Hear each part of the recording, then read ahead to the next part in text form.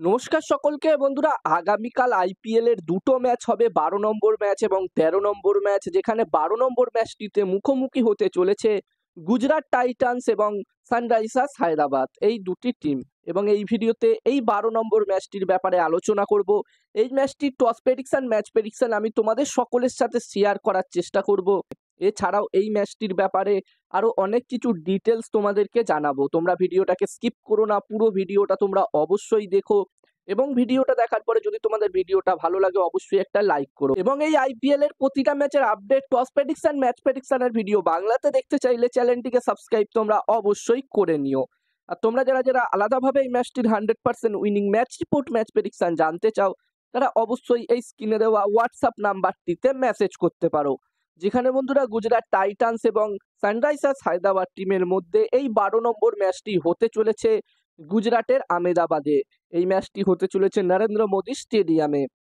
এবং সবার প্রথমে এখানকার যদি আমি পিচ নিয়ে কথা বলি, তো বন্ধুরা এখানকার পিচ কিন্তু ব্যাটিং পিচ থাকে, আমরা সকলেই জানি। যদিও বন্ধুরা কদিন আগে যে গুজরাটে ম্যাচটি হলো গুজরাট টাইটান্স এবং মুম্বাই ইন্ডিয়ান্স টিমের মধ্যে, সেখানে আমরা দেখেছিলাম এখানকার পিচ কিন্তু একটু হালকা স্লো পিচ ছিল। এবার দেখার বিষয় থাকবে এই ম্যাচটিতে কি হয়, এই ম্যাচটি স্লো পিচে হয় নাকি একদম প্রপার ব্যাটিং পিচে হয়। যতদূর আমার মনে হচ্ছে এই ম্যাচটিও স্লো পিচে হবে, কারণ আগের ম্যাচটিতে সানরাইজার্স হায়দ্রাবাদ টিমের আগের ম্যাচটিতে আমরা দেখেছিলাম তারা আইপিএল এর ইতিহাসে সব থেকে বড় স্কোর করেছে। শুধু আইপিএল না, টি-20 ক্রিকেটের ইতিহাসে 277 রান তারা করেছিল। তো এখানে গুজরাট টাইটান্স টিম নিজের হোম অ্যাডভান্টেজ অবশ্যই নিতে চাইবে এবং তারা স্লো পিচেই ম্যাচটি করাতে চাইবে। এবার দেখার বিষয় থাকবে কি হয়। আর এই ম্যাচটির জন্য প্রথম ইনিংসে এই দুটি টিমের মধ্যে একটি ভালো টোটালের কথা বললে, এখানে বন্ধুরা প্রথম ইনিংসে যদি 190+ স্কোর হয়, 190 থেকে 200-র মধ্যে টোটাল হয়, তাহলে আমার মতে একটি ভালো টোটাল হবে। আর এই দুটি টিমই দুটো দুটো করে ম্যাচ খেলে নিয়েছে। যেখানে গুজরাট টাইটান্স টিম তাদের প্রথম ম্যাচটি জয় পেয়েছিল মুম্বাই ইন্ডিয়ান্স টিমকে, তারা তাদের ঘরের মাঠে 6 রানে হারিয়েছিল। এবং তারপরে তারা তাদের দ্বিতীয় ম্যাচটি হেরে চেন্নাই সুপার কিংস টিমের বিরুদ্ধে চিপকে তারা 63 রানের ব্যবধানে সিএসকে টিমের বিরুদ্ধে হেরে এই ম্যাচটি খেলতে আসছে। তাদের হোম গ্রাউন্ডে এই ম্যাচটি হতে চলেছে। তো এখানে গুজরাট টাইটান্স টিম কিন্তু অবশ্যই চাইবে এই ম্যাচটি জিতে আবার জয়ে ফিরতে। অন্যদিকে সানরাইজার্স হায়দ্রাবাদ টিমের কথা বললে, যেখানে বন্ধুরা এই টিমটি তাদের প্রথম ম্যাচটি কেকেআর এর সাথে কেকেআর এর বিরুদ্ধে 4 রানে হেরেছিল, তবে তারা তাদের দ্বিতীয় ম্যাচটিতে দারুণভাবে কামব্যাক করে। আমরা সকলেই দারুণ একটি ম্যাচ দেখলাম মুম্বাই ইন্ডিয়ান্স এবং সানরাইজার্স হায়দ্রাবাদ টিমের মধ্যে কদিন আগে। এবং ম্যাচটিতে তারা মুম্বাই ইন্ডিয়ান্স টিমকে 31 রানের ব্যবধানে হারিয়েছিল।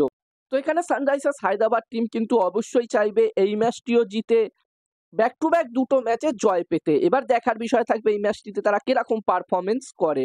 আর বন্ধুরা এই ম্যাচটিতে আমি যদি আমার প্রেডিকশন তোমাদের সকলের সাথে শেয়ার করি, তো এখানে আমার মনে হচ্ছে যে এই ম্যাচটিতে বন্ধুরা, ম্যাচটির প্রেডিকশন বলার আগে আমি তোমাদেরকে বলতে চাই, তোমরা যারা যারা আলাদাভাবে এই ম্যাচটির 100% winning match report, match prediction জানতে চাও, তারা অবশ্যই এই স্ক্রিনে দেওয়া হোয়াটসঅ্যাপ নাম্বারটিতে মেসেজ করতে পারো।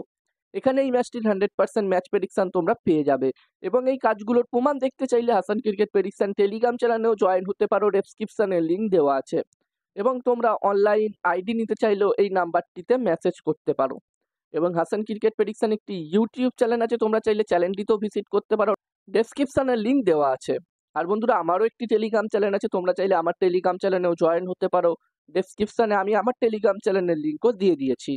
আর আমার মতে বন্ধুরা এই 12 নম্বর ম্যাচটিতে এখানে টস জিততে পারে গুজরাট টাইটান্স এবং এই ম্যাচটি জিততে পারে সানরাইজার্স হায়দ্রাবাদ। আমার প্রেডিকশন রইল এই ম্যাচটিতে টস জিতবে গুজরাট টাইটান্স, ম্যাচটি জিতবে সানরাইজার্স হায়দ্রাবাদ। এবার দেখার বিষয় থাকবে কি হয়।